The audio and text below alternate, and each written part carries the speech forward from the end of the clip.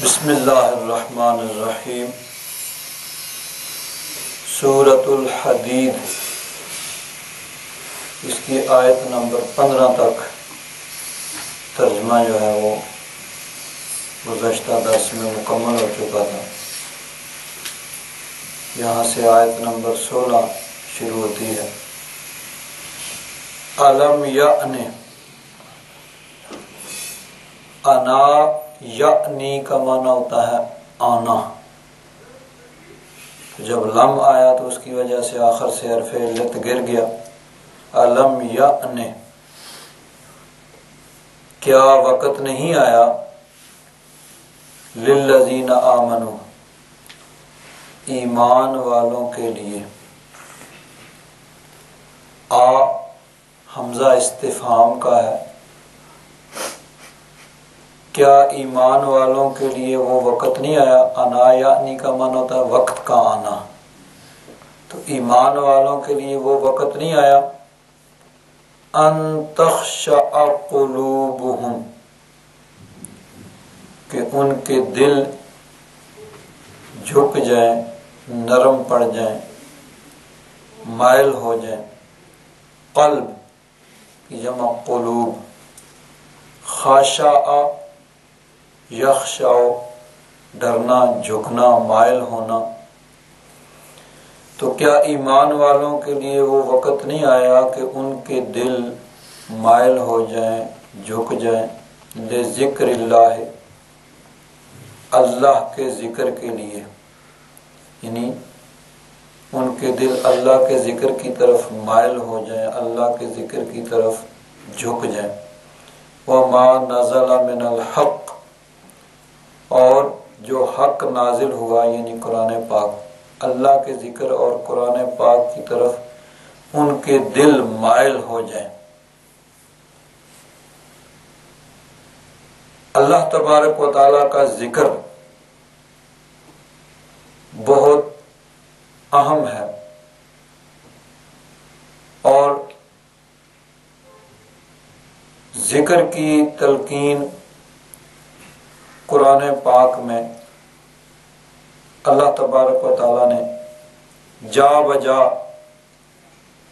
ذکر کی تلقین فرمائی کہ کثرت کے ساتھ اللہ تبارک و تعالیٰ کا ذکر کرو۔ ایک جگہ ارشاد فرمایا، یا ایھا الذین آمنوا اذکروا اللہ ذکرا کثیرا، کہ اے ایمان والو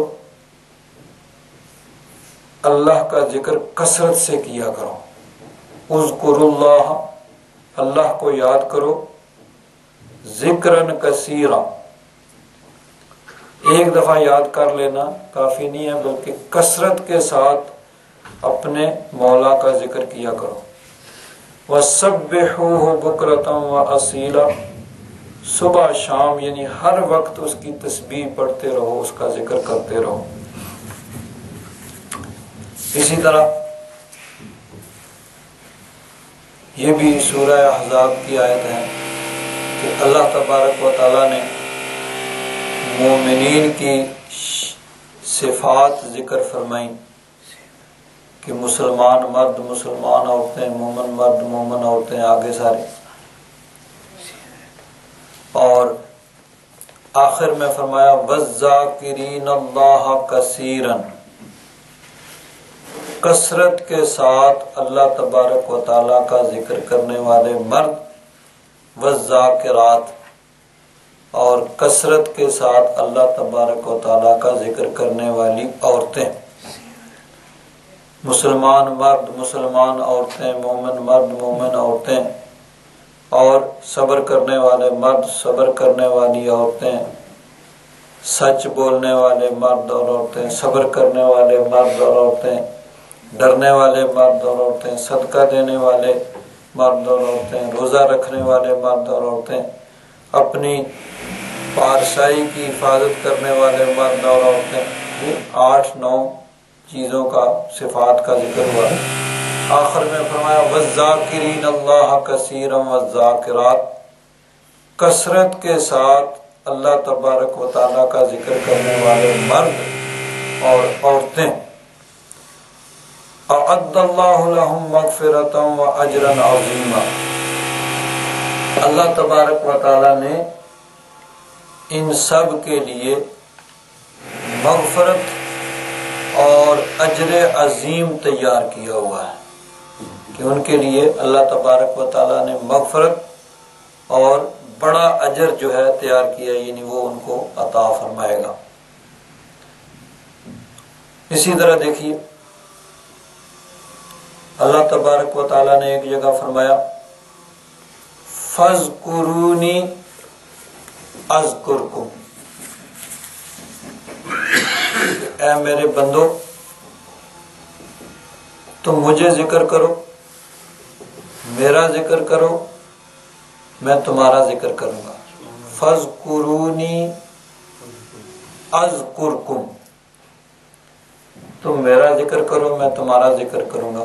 وَاشْكُرُوا لِي وَلَا تَكْفُرُونَ، اور میرا شکر کرو اور میری ناشکری نہ کرو، کفر نہ کرو، انکار نہ کرو۔ تو بندہ اللہ تبارک و تعالیٰ کا ذکر کرے، اللہ تبارک و تعالیٰ کا یہ کرم اور فضل ہے کہ رب تبارک و تعالیٰ فرماتا ہے کہ میں تمہارا ذکر کروں گا، یعنی تم میرا ذکر کرو میں تمہارا چرچا کروں گا، لوگوں کی زبانوں پہ تمہارا ذکر ہوگا، لوگ تمہاری تعریف کریں گے، لوگوں کے دل میں تمہاری محبت ہو جائے گی۔ تو جو کثرت کے ساتھ اللہ تبارک و تعالیٰ کا ذکر کرتا ہے، اللہ تبارک و تعالیٰ اس کا ذکر فرماتا ہے، یعنی اس کا چرچا کر دیتا ہے، لوگوں کے دلوں میں اس کی محبت پیدا فرماتا ہے۔ جس طرح ایک جگہ فرمایا ان الذین آمنوا وعملوا الصالحات سیجعل لهم الرحمن ودا، کہ ایمان لا کر نیک اعمال کرنے والوں کے لیے اللہ تبارک و تعالیٰ محبت پیدا فرما دیتا ہے، کہ لوگوں کے دلوں کے اندر ان کی محبت پیدا ہو جائے۔ تو یہ وہ لوگ ہیں جو کثرت کے ساتھ اللہ تبارک و تعالیٰ کا ذکر کرنے والے ہیں۔ تو فرمایا فَاذْكُرُونِي أَذْكُرْكُمْ، تم میرا ذکر کرو میں تمہارا ذکر کروں گا، یعنی تمہارا چرچا کروں گا۔ تم اکیلے میں میرا ذکر کرو گے، زمین پہ بیٹھ کر میں عرش پہ تمہارا ذکر کروں گا۔ تم انسانوں میں میرا ذکر کرو گے، میں فرشتوں میں تمہارا چرچا کروں گا۔ اسی طرح ایک آیہ مبارکہ ہے فَإِذَا قَضَيْتُمُ الصَّلَاةَ، جب تم نماز مکمل کر لو، فَاذْكُرُوا اللَّهَ، پس اللہ تبارک و تعالیٰ کا ذکر کرو، یعنی نماز بھی تو اللہ تبارک و تعالیٰ کا ذکر ہے۔ تو یہ نہیں کہ نماز مکمل ہو گئی اب ذکر ختم ہو گیا، ذکر جو ہے وہ جاری رہنا چاہیے، ہر حالت میں ہر وقت اللہ تبارک و تعالیٰ کا ذکر۔ فَإِذَا قَضَيْتُمُ الصَّلَاةَ، پس جب تم نماز مکمل کر لو، فَاذْكُرُوا اللَّهَ، اللہ تبارک و تعالیٰ کا ذکر کرو، قیاما وقعودا وعلی جنوبکم، کھڑے ہوں، بیٹھے ہوں، لیٹے ہوں، اللہ تبارک و تعالیٰ کا ذکر کرو۔ یہاں ایک اور بات بھی آ گئی، فَإِذَا قَضَيْتُمُ الصَّلَاةَ، پس جب تم نماز پڑھ لو، قضا یقضی پورا ہونا، مکمل ہونا، فَاذْكُرُوا اللَّهَ، پس اللہ کا ذکر کرو۔ تو نماز کے بعد اللہ تبارک و تعالیٰ کا ذکر کرنے کا حکم خود رب ذوالجلال نے دیا۔ بعض لوگ کہتے ہیں نماز پڑھ کے ذکر نہ کرو، منع کرتے ہیں۔ اللہ تبارک و تعالیٰ نے حکم دیا فَإِذَا قَضَيْتُمُ الصَّلَاةَ فَاذْكُرُوا اللَّهَ، نماز پڑھنے کے بعد بھی اللہ تبارک و تعالیٰ کا ذکر کرو۔ اور فا جو ہوتی ہے وہ تعقیب کے لیے ہوتی ہے، یعنی کسی چیز کا کسی کے بعد آنا۔ سما جو ہوتا ہے اس میں تراخی ہوتی ہے، کچھ دیر ہوتی ہے۔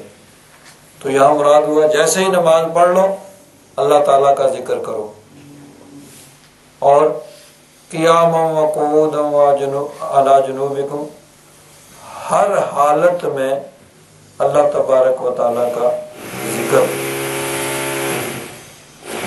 اب یہ دیکھیے دنیا میں ہر طرف بے چینی جو ہے وہ پائی جا رہی ہے. انسان کا دل جو ہے اس کو اطمینان نہیں ہے، سکون قلب میسر نہیں ہے. انسان کے پاس دنیا کی ہر نعمت، ہر سہولت موجود ہے، سب کچھ موجود ہونے کے باوجود سکون قلب اور اطمینان قلب نہیں ہے. اور انسان اس سکون قلب کی تلاش میں مارا مارا پھر رہا ہے کہ مجھے دل کا اطمینان اور دل کا سکون اور چین کہاں ملے گا. کبھی انسان سمجھتا ہے کہ میں کوئی کھیل تماشا دیکھوں، تھوڑی دل کے لیے میرا دل جو ہے وہ اس کو سکون مل جائے گا، اطمینان مل جائے گا، میں تمام تفکرات سے آزاد ہو جاؤں گا، تمام پریشانیوں سے آزاد ہو جاؤں گا. کہیں کوئی تماشا ہو رہا ہے، کھیل ہو رہا ہے، کہیں ناچ گانا ہے، کوئی آدمی جاتا ہے چلو جی ناچ گانے کی محفل میں جاؤ، وہاں جا کے سارے پریشانیاں بھول جاؤں گا، تھوڑی دیر کے لیے دل کا سکون میسر آ جائے گا. کہیں غافل انسان شراب نوشی میں سکون کو ڈھونڈ رہا ہے کہ شراب پی لو تو دنیا کی تمام پریشانیوں سے تھوڑی دیر کے لیے تم جو ہے وہ آزاد ہو جاؤ گے.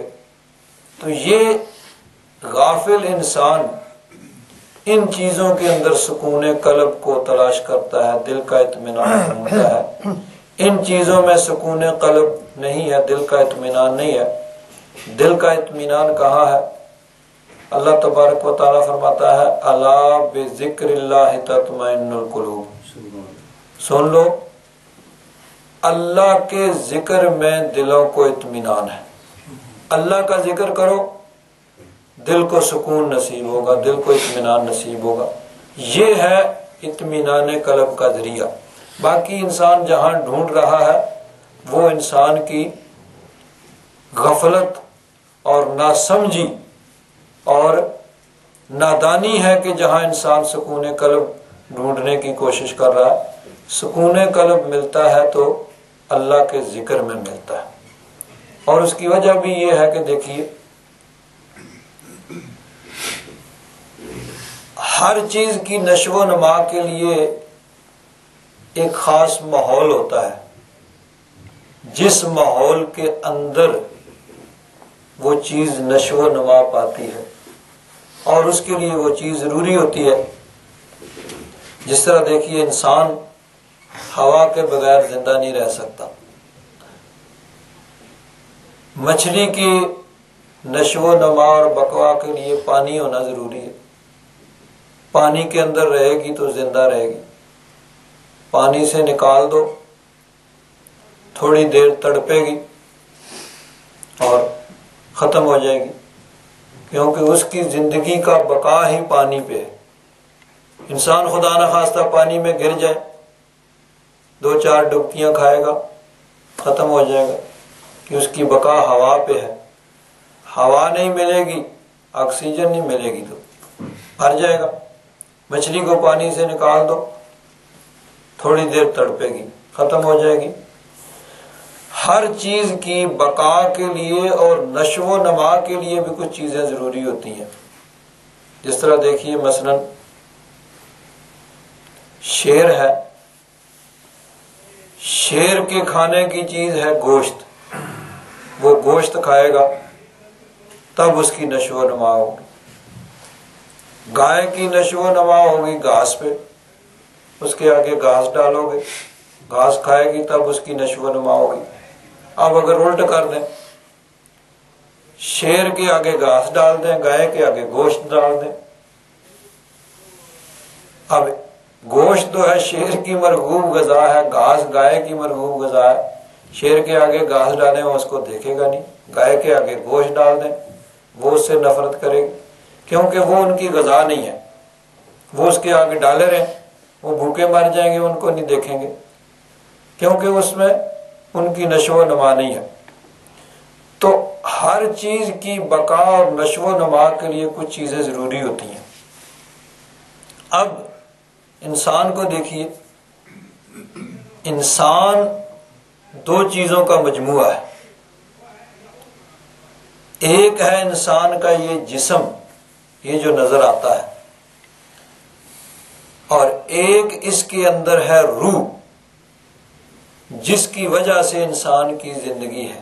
یہ جسم اس روح کی وجہ سے زندہ ہے، جب روح نکل جاتی ہے تو پھر انسان کوئی نہیں کہتا، پھر مردہ ہوتا ہے، باڈی تیار ہے جی، باڈی بھیجی جا رہی ہے، اور یہ پھر اس کو میت کہا جاتا ہے، مردہ کہا جاتا ہے، اس کو صرف جسم کہا جاتا ہے، انسان نہیں کہا جاتا۔ انسان اسی وقت ہے کہ جب تک اس کے اندر روح ہے۔ تو جو دو چیزیں، ایک جسم اور ایک روح۔ اب جسم کے لیے تو سب کچھ کیا جاتا ہے، جسم کو سردی سے گرمی سے بچانے کے لیے سارے انتظامات کیے جاتے ہیں، بھوک پیاس سے بچانے کے لیے سارے انتظام کیے جاتے ہیں، سب کچھ موجود ہے۔ انسان کو بھوک لگتی ہے، کھانے کے لیے ہونا چاہیے، پیاس لگتی ہے، پینے کے لیے ہونا چاہیے۔ جب انسان کھاتا پیتا ہے تو پھر انسان کی طبی حاجات ہیں، اس کے لیے انتظامات ہونے چاہیے۔ جسم کے لیے تو سب کچھ کیا جا رہا ہے، لیکن روح کو بالکل فراموش کر دیا جاتا ہے۔ اب روح بھی ہے انسان کی، اس کے لیے بھی کچھ انتظام ہونا چاہیے، صرف جسم کے لیے تو انتظام ہے۔ تو روح کی خوراک کیا ہے؟ روح کی خوراک ہے اللہ کا ذکر۔ جب روح کو اپنی خوراک نہیں ملتی تو وہ بے چین اور بےتاب ہو جاتی ہے۔ تو جب روح بےتاب ہو جاتی ہے تو اس کے ساتھ جسم جو ہے وہ تو ہے ہی اس کے تابع، اسی پہ تو زندہ انسان ہے، روح نکل گئی تو کچھ نہیں۔ تو جسم کو سب کچھ دے دو، جب روح کی خوراک نہیں مل رہی تو روح بےتاب ہے اپنی خوراک کے لیے، تو جب روح کی خوراک نہیں مل رہی تو جسم کے پاس سب کچھ ہونے کے باوجود بھی پھر وہ بے چین اور بےتاب ہے۔ کیوں؟ کہ روح کی خوراک نہیں مل رہی، اور جو اس کی اصل ہے تو روح کی خوراک ہے اللہ تبارک و تعالیٰ کا ذکر۔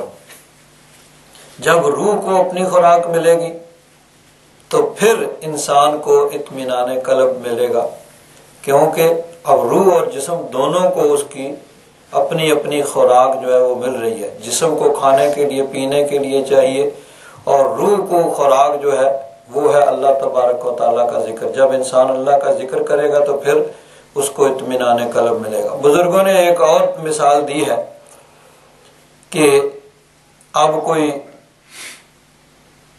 بڑے بزرگ آئیں، بڑے معزز محترم گھوڑے پہ سوار ہو کے آئیں،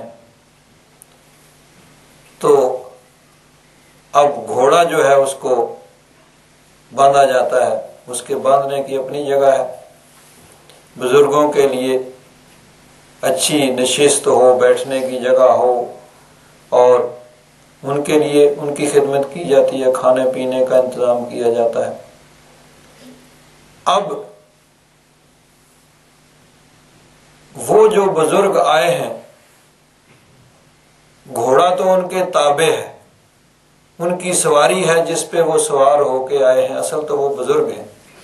اور کہیں کوئی لوگ سب گھوڑے کے ارد گرد ہو جائیں، اس کے رہنے کے لیے بڑا اچھا انتظام کر دیں، بڑے اچھے اس کے کھانے پینے کا انتظام کر دیں، اور جو اس پہ سوار ہو کے بزرگ آئے ان کو کوئی پوچھے ہی نہ، بھائی ان کی خیر ہے، ان کو رہنے دو، گھوڑے کی خوب خدمت کرو۔ تو اب یہ جو جسم ہے یہ سواری ہے، اس کے اوپر روح سوار ہو کے آئی ہے۔ تو ہم نے یہی کیا ہے کہ گھوڑے کو تو سب کچھ دے رہے ہیں، اور جو بزرگ اس کے اوپر سوار ہیں ان کو کوئی پوچھتا نہیں ہے۔ جسم کا تو سارا انتظام کیا جاتا ہے، جسم کو آرام پہنچانے کے لیے اس کی ساری ضروریات پوری کی جا رہی ہیں، لیکن روح کی طرف کسی کی توجہ ہی نہیں ہے۔ حالانکہ اصل روح ہے، جسم تو اس کی سواری ہے جس پہ اوپر سوار ہو کے یہ روح آئی ہے۔ تو ہم نے اس روح کو تو بلا دیا ہے، یعنی اصل جو بزرگ آئے ہیں ان کو چھوڑ دیا، ان کو کوئی پوچھتا نہیں، ان کے پاس کوئی نہیں ہے، سب گھوڑے کے گرد ہیں۔ یعنی اس جسم کو ہر قسم کے آرام پہنچانے کے لیے ہم درپے ہیں لیکن روح کے بھول چکے ہیں کہ روح کو کوئی نہیں بھول.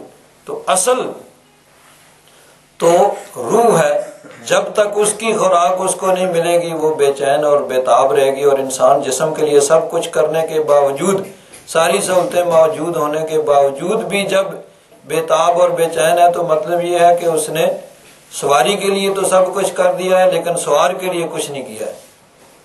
تو یہ روح کب مطمئن ہوگی؟ جب انسان اللہ کا ذکر کرے گا.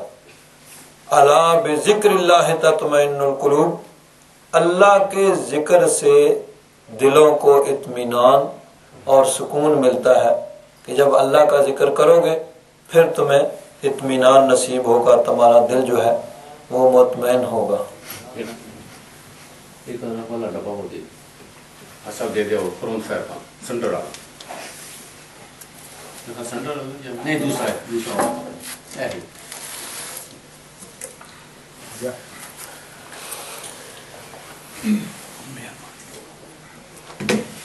اللہ تبارک و تعالیٰ نے قرآن پاک میں اسی لیے بار بار اپنے ذکر کی تلقین کی ہے کہ جب تم میرا ذکر کرو گے تو گویا تم روح کی خوراک اس کو مہیا کر رہے ہو، پھر تمہیں سکون اور اطمینان اور چین ملے گا.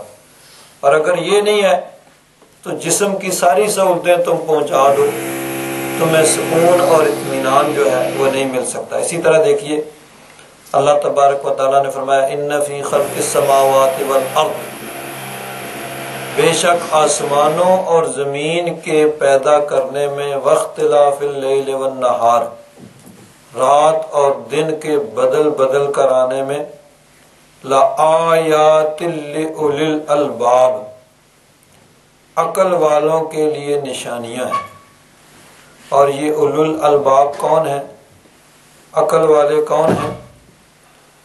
الذین یذکرون اللہ، جو اللہ کو یاد کرتے ہیں، وہ عقل والے ہیں. اب دنیا میں عقل مند ہونے کا معیار ہر انسان کا اپنا اپنا ایک پیمانہ ہے، ایک پیرامیٹر ہے جس کے ذریعے سے کسی کو عقل مند سمجھا اور قرار دیا جاتا ہے. لیکن اللہ تبارک و تعالیٰ فرماتا ہے کہ عقل مند کون ہے؟ الذین یذکرون اللہ، عقل مند وہ ہیں جو اللہ کا ذکر کرتے ہیں، اللہ کو یاد کرتے ہیں، قیاما وقعودا وعلی جنوبہم، کھڑے، بیٹھے، لیٹے، ہر حالت میں اللہ تبارک و تعالیٰ کا ذکر کرتے ہیں. یعنی کام بھی کر رہے ہیں تو ہاتھ کارول دل یارول، دل میں اللہ تبارک و تعالیٰ کا ذکر جو ہے پھر بھی جاری رہتا ہے. ہر حالت میں اللہ تبارک و تعالیٰ کا ذکر کرتے ہیں. وَيَتَفَكَّرُونَ فِي خَلْقِ السَّمَاوَاتِ وَالْأَرْضِ، آسمانوں اور زمین کی پیدائش میں غور کرتے ہیں. رَبَّنَا مَا خَلَقْتَ هَذَا بَاطِلًا، اور پھر یہ کہتے ہیں کہ اے ہمارے رب، تو نے یہ سب کچھ باطل، بے مقصد پیدا نہیں کیا ہے. سبحانک، تو پاک ہے. فقنا عذاب النار، ہمیں جہنم سے محفوظ فرما. تو اللہ تبارک و تعالیٰ کا ذکر کرنے کی اللہ تبارک و تعالیٰ نے بار بار تلقین فرمائی. اسی طرح دیکھیے احادیث مبارکہ کو اگر دیکھیں تو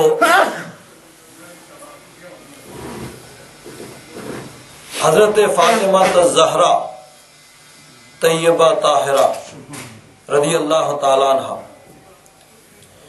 ایک مرتبہ حضرت علی گھر میں آئے اور حضرت فاطمہ الزہرا سے کہا کہ حضور نبی کریم صلی اللہ علیہ وسلم کے پاس کچھ غلام اور کنیزیں آئے ہیں اور حضور تقسیم فرما رہے ہیں، تو تم بھی حضور کی بارگاہ میں جاؤ، حضور سب کو عطا فرما رہے ہیں، تم بھی ایک کنیز مانگ کے لے آؤ جو تمہارے گھر کے کام کاج میں تمہارا ہاتھ بٹائے، تمہاری مدد کرے۔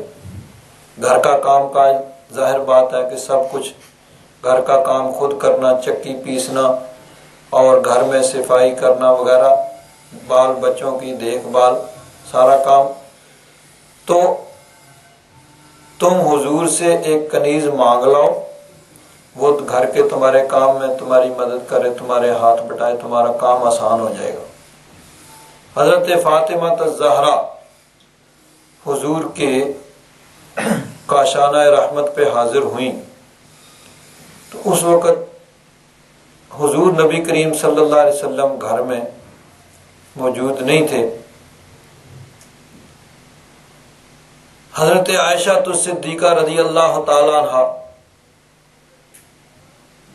وہ موجود تھی، ان سے کہا کہ میں اس مقصد کے لیے آئی تھی لیکن حضور گھر میں تشریف فرما نہیں ہے۔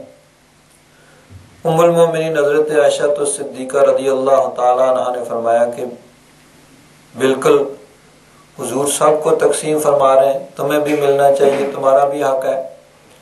تو حضور جب آئیں گے تو میں تمہارا آنا بیان کروں گی اور ساتھ تمہاری سفارش بھی کروں گی کہ تمہیں بھی ضرور ایک کنیز ملنی چاہیے، گھر کا اتنا کام کاج ہے، بال بچوں کی دیکھ بھال سارے، تو وہ تمہارا ہاتھ بٹائے گی۔ جب حضور تشریف لائے تو ام المومنین حضرت عائشہ الصدیقہ رضی اللہ تعالیٰ عنہ نے یہ عرض کیا کہ حضور آپ کی صاحبزادی تشریف لائی تھی اور اس مقصد کے لیے آئی تھی، اور واقعی ان کو ضرورت ہے، ان کو بھی ایک کنیز ملنی چاہیے، آپ سب کو عطا فرما رہے ہیں، یہ اتنے مال غنیمت میں آئے ہیں تو ان کو بھی ایک کنیز عطا فرمائیے، ان کا بھی کام آسان ہو جائے گا۔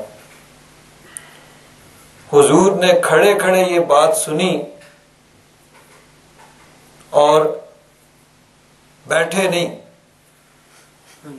حضور واپس تشریف لے گئے، سیدھے حضرت علی کے گھر تشریف لے گئے۔ عشاء کی نماز کے بعد کا ٹائم ہے، تو وہ حضرات آرام فرمانے کے لیے بستر پہ تشریف لے گئے تھے، اس وقت حضور ان کے گھر گئے۔ حضور جا کے ان کے درمیان میں جا کے بیٹھ گئے اور فرمایا تم اپنے بستروں پہ اسی طرح بیٹھ رہو۔ حضور بیٹھ گئے اور فرمایا بیٹی تم میرے گھر میں آئی تھی اور اس لیے آئی تھی؟ عرض کیا حضور ہاں۔ حضرت علی نے بھی عرض کیا کہ حضور گھر کا اتنا کام کاج ہوتا ہے تو میں نے کہا تھا کہ جاؤ جا کے حضور سے کوئی کنیز مانگ لاؤ تاکہ تمہارا کام آسان ہو جائے گا۔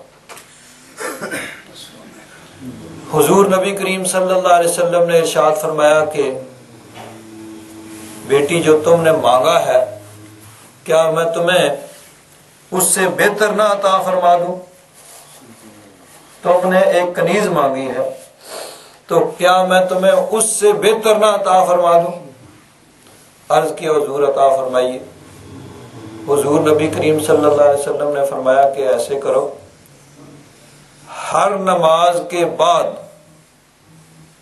33 مرتبہ سبحان اللہ کہا کرو، 33 مرتبہ الحمدللہ اور 33 مرتبہ اللہ اکبر۔ بعض روایات میں 34 مرتبہ آتا ہے، یعنی 100 کا عدد پورا ہو جاتا ہے۔ بہرحال فرمایا یہ 3 کام ہر نماز کے بعد کیا کرو، اور اسی طرح جب سونے لگو تو اس وقت بھی یہ 33 مرتبہ سبحان اللہ، 33 مرتبہ الحمدللہ اور 33 یا تو 34 مرتبہ اللہ اکبر کہہ لیا کرو۔ فرمایا یہ تمہارے لیے اس سے بہتر ہے جو تم نے مانگا ہے، تم نے جو مانگا ہے وہ اس سے بہتر ہے یہ تمہارے لیے۔ تو ان کو بھی حضور نبی کریم صلی اللہ علیہ وسلم نے تلقین کی کہ یہ ذکر کیا کرو، یہ تمہارے لیے اس کنیز سے بہتر ہے۔ یعنی گویا حضور نبی کریم صلی اللہ علیہ وسلم نے بھی ان کو، اب کوئی اور ہوتی تو بیٹی ناراض ہو کے بیٹھ جاتی، ابا جی میں نے تو کہا تھا کہ آپ میرا کچھ کام آسان کریں گے، آپ نے اور ساتھ یہ بھی پڑھا کرو، تو اور کام بڑھا دیا۔ لیکن انہوں نے کہا کہ حضور ہم راضی ہیں، اللہ رسول کی عطا پہ راضی ہیں، جو اللہ رسول کا فرمان ہے اس کے مطابق ہم کریں گے۔ تو گویا حضور نبی کریم صلی اللہ علیہ وسلم نے ذکر کی تلقین کی، اور ساتھ ساتھ قیامت تک کے لیے یہ بھی فرما دیا کہ قیامت تک میری امت کے اندر ایسی خواتین آئیں گی جن کو کام کاج سب کرنا پڑے گا اور کوئی ان کی مدد کرنے والا نہیں ہوگا، تو وہ میری بیٹی کی سنت پر عمل کرنے کی نیت کریں گی تو ان کو بھی ثواب ملے گا۔ تو حضرت فاطمہ الزہرا کی سنت پہ عمل کرنے کی نیت سے جب وہ گھر کا کام کاج کریں گی تو ان کو ثواب بھی ملے گا اور کام کاج بھی ہوگا۔ تو حضور نبی کریم صلی اللہ علیہ وسلم نے ان کو ذکر کی تلقین کی، دنیا کا مال مانگا تھا، آخرت کا سرمایہ عطا فرما دیا کہ اس پہ عمل کرو، آخرت میں تمہیں اللہ تبارک و تعالیٰ اس کا اجر عطا فرمائے گا۔ حضرت ابو ہریرہ رضی اللہ تعالیٰ عنہ روایت کرتے ہیں کہ کچھ فقراء صحابہ کرام، وہ صحابہ کرام جن کے پاس دنیا کا کوئی مال و دولت نہیں تھا، وہ اکٹھے ہوئے اور آپس میں انہوں نے بات چیت کی کہ دیکھو یہ جو صحابہ کرام جن کے پاس مال و دولت کثرت کے ساتھ ہے، ہماری طرح یہ نمازیں بھی پڑھتے ہیں، روزے بھی رکھتے ہیں، باقی سارے نیک کام بھی کرتے ہیں، اس کے ساتھ ساتھ یہ صدقہ بھی کرتے ہیں، ہم صدقہ نہیں کر سکتے، ہمارے پاس رقم ہے نہیں، اپنے اوپر خرچ کرنے کے لیے ہے، کسی اور پر کیسے صدقہ کریں؟ تو یہ تو نیکی میں ہم سے بہت آگے بڑھ گئے۔ صحابہ کرام کی جو ان کا جو مقابلہ ہوتا تھا نا، جو کمپٹیشن ہوتا تھا، وہ نیکی کے اندر ہوتا تھا، نیکی میں ایک دوسرے سے آگے بڑھنے کے لیے ہر وقت وہ سوچتے رہتے تھے۔ آج دنیا میں مقابلہ جاری ہے، دوڑ ہو رہی ہے، لیکن دنیا میں ایک دوسرے سے آگے بڑھنے کی دوڑ ہے کہ اس سے اچھی کار میرے پاس ہونی چاہیے، اس سے اچھا بنگلہ ہونا چاہیے، اس سے اچھی دنیا کی ہر چیز، اس سے بہتر میرے پاس ہونی چاہیے۔ یہ ہمارے درمیان ایک دوڑ، ایک مقابلہ ہو رہا ہے۔ ان کا جو مقابلہ ہوتا تھا وہ نیکی میں ہوتا تھا کہ نیکی میں ایک دوسرے سے آگے بڑھنا ہے، نیکی کے کاموں میں رب کو راضی کرنے میں ایک دوسرے سے سبقت لے جانی ہے۔ تو ان صحابہ کرام نے آپس میں مشورہ کیا، بھئی نیکی میں تو یہ ہم سے بہت آگے بڑھ گئے۔ اب وہ سب حضور کی بارگاہ میں حاضر ہوئے اور آ کر حضور کی بارگاہ میں عرض کیا کہ یا رسول اللہ، ہمارے وہ بھائی جن کو اللہ تعالیٰ نے مال و دولت دیا ہے، وہ تو نیکی میں ہم سے بہت آگے بڑھ گئے، جو کام ہم نیکی کے کرتے ہیں وہ بھی کرتے ہیں، اور اس کے ساتھ ساتھ ان کے پاس مال و دولت ہے، وہ صدقہ خیرات کرتے ہیں جو ہم نہیں کر سکتے، تو کل قیامت کے دن تو ان کو بہت بلند درجہ ملے گا، تو ہم وہ درجہ کیسے حاصل کر سکیں؟ حضور نبی کریم صلی اللہ علیہ وسلم نے فرمایا کہ کیا میں تمہیں ایسا عمل نہ بتا دوں کہ جب تم وہ عمل کرو تو جو تم سے آگے ہیں ان کو پالو، اور جو تم سے پیچھے ان سے آگے بڑھ جاؤ۔ انہوں نے عرض کیا حضور ضرور ارشاد فرمائیے۔ تو حضور نبی کریم صلی اللہ علیہ وسلم نے ان کو بھی یہی تلقین کی کہ ہر نماز کے بعد 33 مرتبہ سبحان اللہ، 33 مرتبہ الحمدللہ اور 34 مرتبہ اللہ اکبر کہہ لیا کرو۔ تم نیکی میں ان کو پالو گے جو تم سے آگے ہیں، اور ان سے آگے بڑھ جاؤ گے، جو ان سے سبقت لے جاؤ گے جو تم سے پیچھے ہیں۔ اب ان صحابہ کرام نے یہ عمل شروع کر دیا، ہر نماز کے بعد سبحان اللہ الحمدللہ الحمدللہ اللہ اکبر۔ اب دیگر صحابہ کرام جو تھے انہوں نے دیکھا، پوچھا، ان کو بھی پتہ چلا، انہوں نے بھی یہ عمل شروع کر دیا۔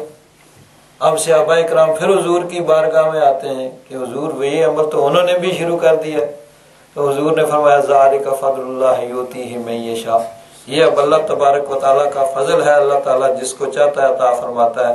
گویا کہ یہ ہے کہ جب تمہارے دل کے اندر ارادہ ہے تو اگر تم نہیں بھی صدقہ کر سکتے تو جب دل میں ارادہ اور نیت ہے کہ اگر ہمارے پاس مال و دولت ہو تو ہم صدقہ کریں گے، تو اللہ تبارک و تعالیٰ تمہیں اس کا بھی اجر عطا فرما دے گا۔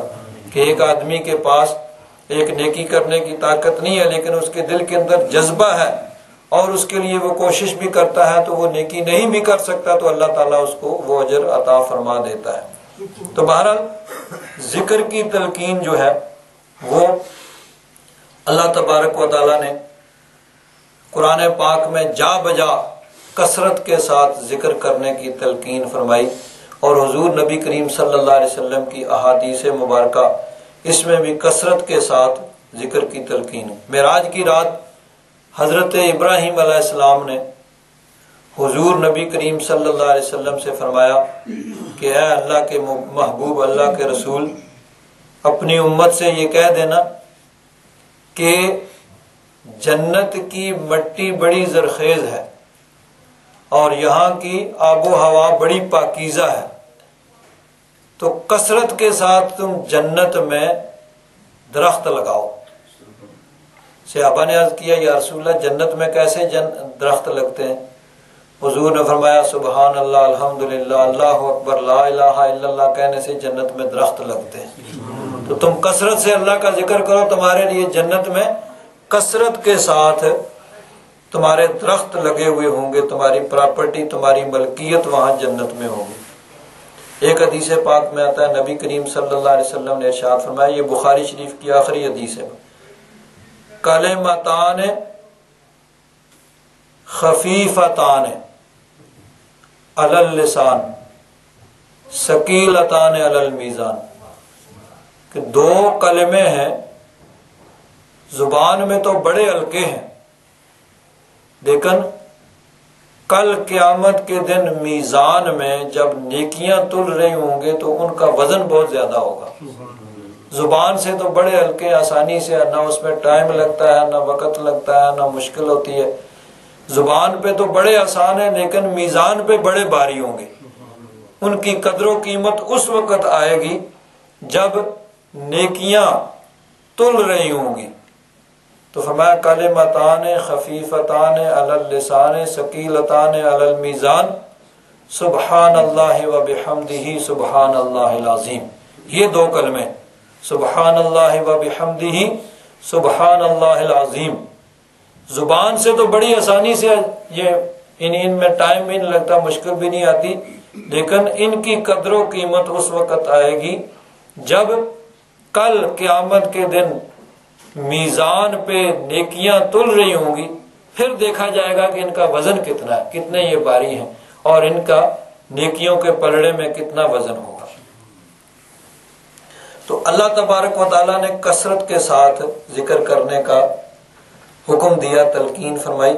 اور یہ چیزیں جو ہے نا انسان بعض اوقات بڑی معمولی سمجھتا ہے، لیکن بعض چیزیں ایسی ہوتی ہیں کہ جو انسان معمولی سمجھ کے نظر انداز کر دیتا ہے لیکن ان کی قدر و قیمت بہت ہوتی ہے۔ ان چیزوں کی قدر و قیمت ہمیں اس وقت نظر آئے گی جب یہ آنکھیں بند ہو جائیں گی اور حقیقت کی آنکھیں کھلیں گی، پھر معلوم ہوگا کہ ان چیزوں کی قدر و قیمت کیا ہے اور یہ چیزیں کتنی اہم ہیں۔ بزرگوں نے ایک واقعہ بیان کیا ہے، اس واقعہ، اس تمثیل کے ذریعے سے اس کو سمجھایا ہے کہ سکندر اعظم پوری دنیا پہ ان کی حکومت تھی، کسی نے بتایا کہ آپ کی حکومت کے اندر ایک چشمہ ہے جس کو چشمہ آب حیات کہا جاتا ہے، اس کا پانی پی لینے سے انسان پہ موت نہیں واقع ہوتی۔ اس نے کہا میری حکومت ہے، چلو چلتے ہیں، دیکھتے ہیں، کہیں ڈھونڈتے ہیں۔ فوجی دستہ لے لیا، چلتے چلتے چلتے کہیں ایسی جگہ پہنچ گئے جہاں اندھیرا ہی اندھیرا ہے، کوئی روشنی نہیں ہے۔ انہوں نے کہا بھئی ہم تو چلے تھے زندگی کی تلاش میں، تو موت کے منہ میں آ گئے۔ انہوں نے کہا چلو بھئی کسی طریقے سے اس اندھیرے سے باہر نکلنے کی کوشش کرو، چلو آب حیات کا چشمہ نہیں ملا تو موت سے تو بچو۔ اب وہ اس اندھیرے سے نکلنے کی کوشش کر رہے ہیں تو کسی نے پکار کے کہا بھئی اے قافلے والو، یہ جو تمہارے قدموں میں پتھر پڑے ہوئے ہیں جن سے ٹھوکریں کھا کے تم گر رہے ہو، یہ پتھر نہیں ہیں، یہ بڑے قیمتی ہیرے جواہرات ہیں، ان کو اٹھا لو، یہ تمہارے کام آئیں گے۔ تو اب ان لوگوں نے کچھ لوگوں نے کہا بھئی پہلے ہی موت کے منہ میں ہے تو اب اور یہاں سے وزن اٹھا لیں، پتہ نہیں یہ کیا ہے، تو ویسے ہی اٹھا لیں۔ کچھ لوگوں نے کہا بھئی چلو کچھ اٹھا لیتے ہیں، ہیرے جواہرات ہوئے تو ٹھیک ہے، نہیں تو آگے پھینک دیں گے۔ کچھ لوگوں نے کہا بھئی نہیں واقعی صحیح ہے، یہ ہیرے قیمتی ہیں، چلو تھوڑی سی مشقت اٹھا لیتے ہیں، تو مشقت اٹھا کے یہ اٹھا کے لے چلتے ہیں، ہمارے کام آئیں گے۔ اب انہوں نے تینوں گروہ بنے اسی طرح۔ اب جب وہ اندھیرے سے باہر نکلے تو دیکھا واقعہ ہی وہ ہیرے جواہرات تھے، قیمتی پتھر تھے۔ تو جنہوں نے وہ مشقت اٹھا کے اٹھائے تھے وہ تو خوش، چلو بھئی کام آئیں گے۔ جنہوں نے تھوڑے اٹھائے تھے وہ اس بات پہ ان کو غم کہ ہم نے زیادہ مشقت اٹھا کے زیادہ کیوں نہیں اٹھا لیے، اور جنہوں نے نہیں اٹھائے تھے وہ ہاتھ مل رہے ہیں کہ کاش ہم بھی تھوڑی سی تکلیف اٹھا لیتے تو آج ہمارے کام آتے۔ تو بزرگ فرماتے ہیں کہ اس دنیا کے اندر ہماری آنکھیں جو ہے نا ہم اندھیرے میں ہیں، اور جن چیزوں کو ہم معمولی سمجھ رہے ہیں یہی اصل چیزیں ہیں کہ یہ اس وقت ہمیں نظر آئیں گی جب ہماری آنکھیں بند ہوں گی، اب قبر میں چلے جائیں گے تو اس وقت ان چیزوں کی قدر و قیمت ہمیں معلوم ہوگی۔ تو دنیا میں جو مشقت اٹھا کے تکلیف اٹھا کے اللہ کا ذکر کرتے ہیں، اللہ کے احکام پہ عمل کرتے ہیں، اس کی قدر و قیمت جا کے قبر کے اندر انسان کو معلوم ہوگی کہ اس مشقت اٹھانے کی قدر و قیمت کیا ہے۔ جو آج اس کی خاطر مشقت نہیں اٹھاتے کل قیامت کے دن اور قبر کے اندر اور میدان محشر میں وہ ہاتھ ملیں گے، اور جو یہاں مشقت اٹھا رہے ہیں اس کی خاطر وہ خوش و خرم ہوں گے۔ ایک حدیث پاک میں آتا ہے کہ نبی کریم صلی اللہ علیہ وسلم نے ارشاد فرمایا کہ دیکھیے جنت ایسی چیز ہے کہ جہاں کوئی حسرت نہیں ہے، کوئی ندامت نہیں ہے، وہ خوشی کا مقام ہے، وہاں انسان کو کوئی تکلیف کوئی پریشانی نہیں ہوگی۔ لیکن فرمایا جنت کے اندر ایک چیز پہ انسان کو ضرور حسرت ہوگی کہ دنیا میں اس نے جو اپنا وقت غفلت کے اندر گزار دیا ہے اس پر ندامت اور حسرت ضرور ہوگی۔ جنت میں جانے کے باوجود اس پہ اس کو ندامت ہوگی کہ کاش جو وقت میں نے ضائع گزارا ہے وہ بھی کسی نیکی کے کام میں اللہ کے ذکر میں گزار دیتا تو آج اس کی بھی مجھے اس کا اجر و ثواب یہاں مل رہا ہوتا۔ تو جنت میں بھی پہنچ کے بھی انسان کو اس بات پہ حسرت ضرور ہوگی کہ میں نے جو غفلت میں اپنا وقت گزارا ہے کاش میں وہ وقت اپنا غفلت میں نہ گزارتا تو آج مجھے جنت میں اس سے بھی بہتر درجہ جو ہے وہ ملتا۔ مولانا روم رحمت اللہ تعالی علیہ نے فرمایا عمر را ضائع مکن در گفتگو ذکر او کن ذکر او کن ذکر او، کہ اپنی عمر فضول گفتگو بات چیت میں ضائع نہ کر، بس اسی کا ذکر کرتے رہے، اسی ذکر کرتے رہے، اسی کا ذکر کرتے رہو۔ اور حضرت سلطان العارفین سلطان باہو رحمت اللہ تعالی علیہ نے بھی فرمایا کہ جو دم غافل سو دم کافر، سن مرشد اے پڑھایا ہو، کہ جو وقت انسان کا غفلت میں گزر گیا سمجھو کہ وہ انسان کے لیے ندامت اور شرمندگی کا باعث ہوگا۔ جنت میں چلا بھی گیا تو پھر بھی اس پہ انسان کو ضرور حسرت ہوگی کہ کاش وہ وقت بھی میں اللہ کے ذکر میں اور نیک کاموں میں گزار دیتا تو آج اس کی وجہ سے مجھے یہاں یعنی اجر و ثواب ملتا اور بلند درجہ ملتا۔ تو انسان غافل انسان جو ہے کھیل کود میں، ناچ گانے میں اور شراب و کباب میں وہ ڈھونڈ رہا ہے سکون قلب۔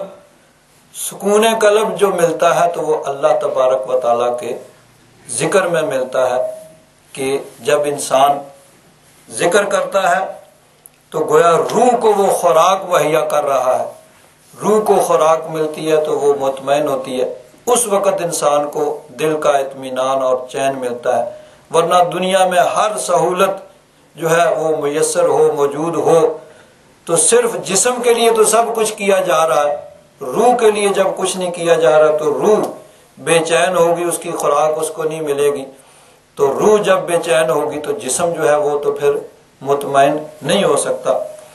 مولانا روم رحمت اللہ تعالی علیہ نے فرمایا، راہ لذت از دروں داں نزبروں اب لہی داں جستن قصر و حسن، کہ یہ جو ہے نا اطمینان قلب اور سکون، دل کا اطمینان اور چین، یہ انسان کے اندر ہے، باہر سے نہیں ہے۔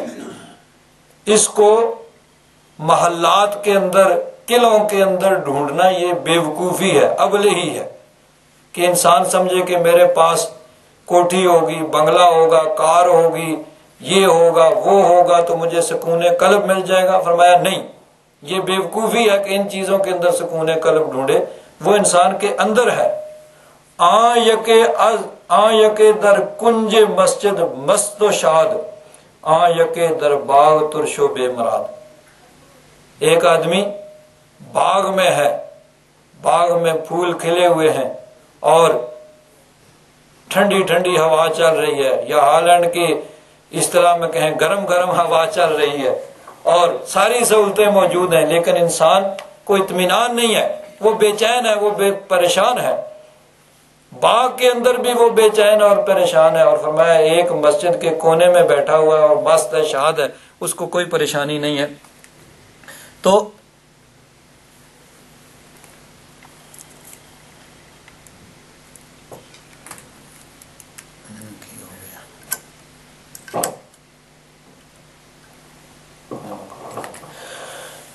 تو انسان جب روح کے لیے کچھ نہیں کرے گا، صرف جسم کے لیے کرے گا، تو جو چاہے کر لے، اس کو اطمینان اور سکون نہیں مل سکتا۔ اطمینان اور سکون اس وقت ملے گا جب روح کی خوراک ملے گی، اور روح کی خوراک جو ہے وہ اللہ تبارک و تعالیٰ کا ذکر ہے۔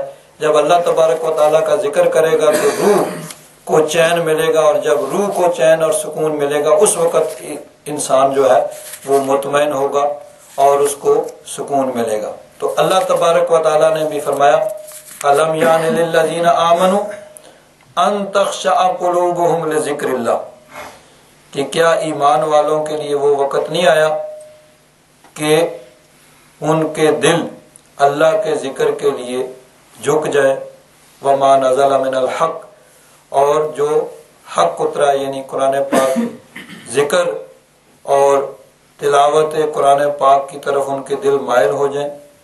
ولا یکونوا کالذین اوتوا الکتاب من قبل، اور ان کی طرح نہ ہو جائیں جن کو کتاب دی گئی اس سے پہلے، فطال علیہم الامد، پس ان پہ لمبا عرصہ گزر گیا، فقست قلوبہم، پھر ان کے دل سخت ہو گئے، یعنی انبیاء کرام کو گزرے ہوئے زیادہ وقت گزرا تو مرور وقت کے ساتھ، وقت گزرنے کے ساتھ ساتھ دین سے دوری آ گئی، اور کیا ہوا، دین سے غفلت ہوئی، دین سے دوری، ان کے دل سخت ہو گئے۔ ان کی طرح فرمایا یہ نہ ہو جائیں ایمان والے، ان کے نقش قدم پہ نہیں چلیں، بلکہ اللہ تبارک و تعالیٰ کے ذکر اور قرآن سے اس کی طرف مائل رہیں، ان کے دل اس کی طرف مائل رہیں۔ وَكَثِيرٌ مِّنْهُمْ فَاسِقُونَ، یعنی پہلے جو تھے ان میں سے کچھ لوگ تو راہ راست پہ رہے، لیکن پھر راہ راست سے ہٹ گئے، تو اکثر ان میں سے فاسق تھے، نافرمان تھے۔ تو مسلمانوں کو، ایمان والوں کو اس چیز سے منع کیا جا رہا ہے کہ تم ان کی طرح نہیں ہونا ہے، اور تم نے دین سے دور نہیں ہونا ہے، بلکہ دین کے طرف رغبت رکھنی ہے، اور اس کا طریقہ یہی ہے کہ ذکر اور قرآن سے ان کی طرف دل مائل رہیں، تو تم دین کے قریب رہو گے، اللہ کے قریب رہو گے۔ جب ذکر سے دوری ہوئی، قرآن پاک سے دوری ہوئی، تو پھر اللہ تبارک و تعالیٰ سے دوری ہو جائے گی۔ اللہ تبارک و تعالیٰ ہم سب کو توفیق عطا فرمائے۔